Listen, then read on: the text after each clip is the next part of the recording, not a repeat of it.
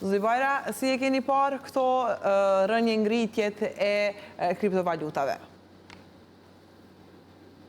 Natyrisht është kohë fascinuese me vërtet ku po jetojmë, sepse po marr krahasim me 5 vjet, 6 vjet ose 9 vjet me herët kur në faktikisht vetë kisha fillu tregtimin në këto asete.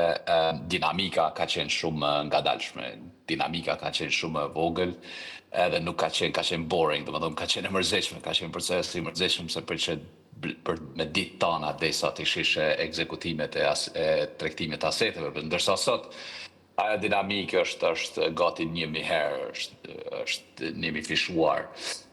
Është eksituese për shkak se horizonti i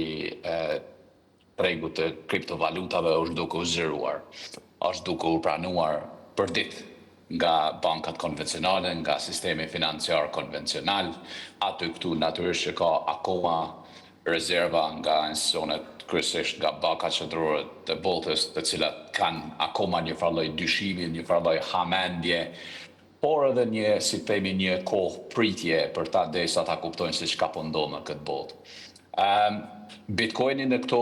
3-4 ditë e fundit, sidomos 3-4 ditë gjatë luftës 12 ditore të Izraelit dhe Iranit, pësoj rënje në fakt.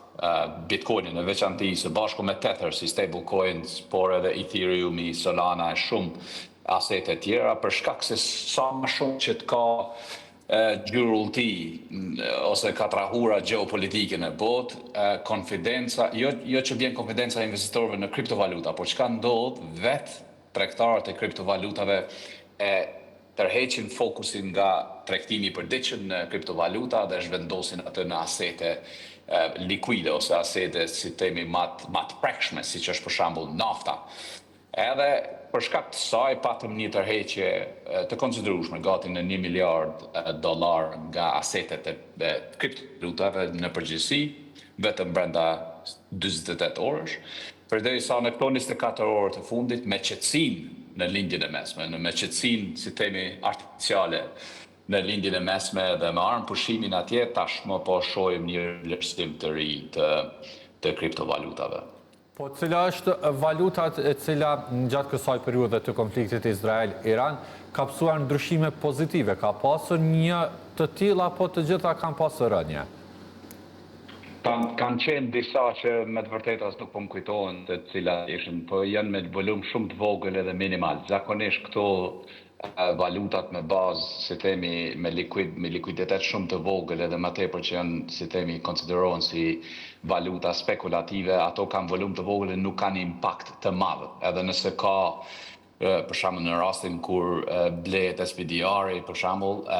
nëse e gjen momentin për ta shitë, blehet me $80 dhe e gjen momentin me shit me 35 ose $40, nuk është që më thonë e merr një përfitim të madh për aty. Po çka mbetet fokusi më i madh i investitorëve është tek këto 3 të mëdha.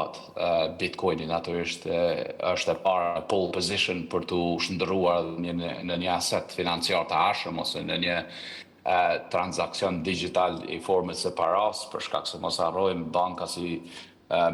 bankat investuese ose asset menaxherët më të mëdhenj të botës siç janë BlackRock, Blackstone, Citadel, shumë kompani entitete tjera kanë përvetësuar Bitcoinin edhe si formë e derivatit, instrumentit financiar. Pra, Bitcoini, Ethereumi është, si themi, më tepër një farlloj tenderi i, si themi, bushullës kryesore të vlerës së kriptovalutave, edhe natyrisht kemi Solanën,